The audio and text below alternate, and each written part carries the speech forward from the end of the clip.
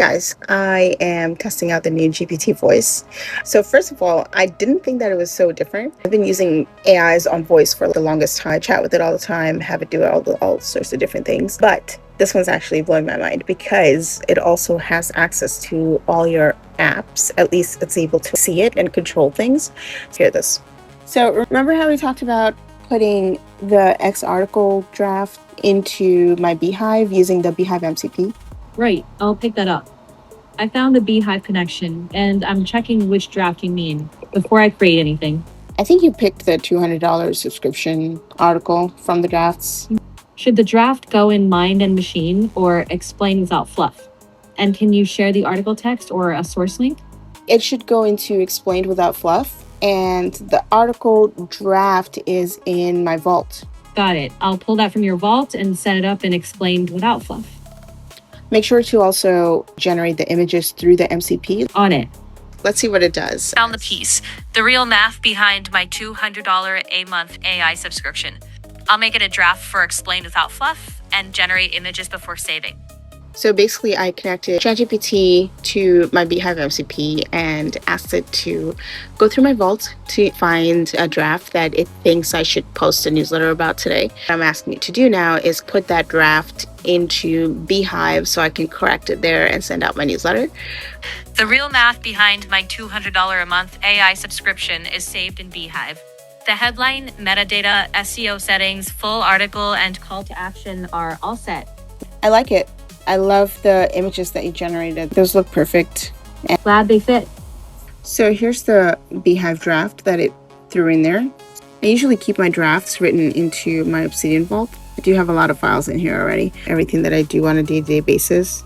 So here's where I save all my drafts, and Codex went in and picked a random article from here and threw it into Beehive.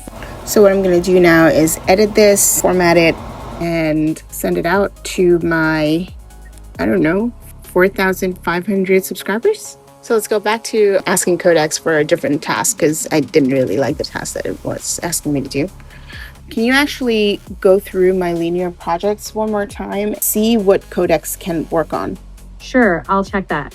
I'm sorting the work in each project into what Codex can handle versus what needs your direct action today.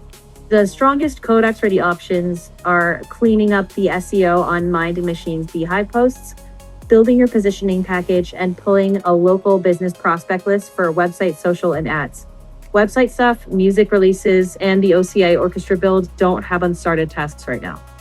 Which of those three should we actually tackle?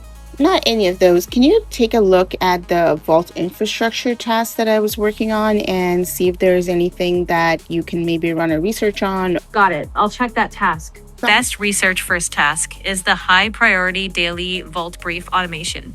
Figure out why the old brief loop failed, compare a reliable scheduled pattern, and draft a replacement design before changing anything.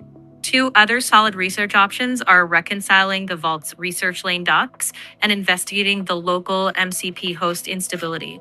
I'd skip the optional embedding model alignment for now. Want me to start with the daily brief automation? Yes, let's do that. Put your research in the Agents Inbox folder. On it. All right, thanks. Well, there you have it. ChatGPT Voice is pretty awesome. You can mute your microphone here so it's not always listening to you. If it's watching your screen, you could tell it, stop watching my screen, and it'll stop watching it. So it's not contradicting what you're doing. And the remaining Hermes review was retired. The reliable co-work pattern uses explicit state, a fixed destination, and a hard right. Well, while it's running my analysis and everything, I really didn't think this was agentic because I've been using voice chat with AI for a very long time. And usually it's just being able to chat within one specific chat or something like that. But this is able to actually take a look at your history, your desktop. It's able to take a look at everything that you're working on. I even had it read my Discord messages and send Discord messages to. So it can control apps, it can control browser, it can also control anything that you have an MCP with, which is absolutely amazing. This is going to be my new toy for a while. Obviously, I'm still going to use Claude for sure, but this is literally what I keep talking about. If you silo yourself into just using one AI, you're always going to be stuck. You really need to have a full team of AIs. I always make sure that all new AIs or any capabilities that come out, I test it out, because you never know what you're missing out on if you don't at least take it for a spin. So experiment, use different AIs, use different tools that are available to you. And I always use different tools that my friends are working on as well. Beta test them. You just never know what you're missing out on if you don't start trying them out. So 100% test out ChatGPT Voice real quick and see what it can do for you. What works for me is not going to work for you, but what you can do is learn from different things that different people are doing and incorporate bits and pieces into your workflow to make your workflow better. I hope this was fun and helpful for you to see. I'll see you guys next time. Bye.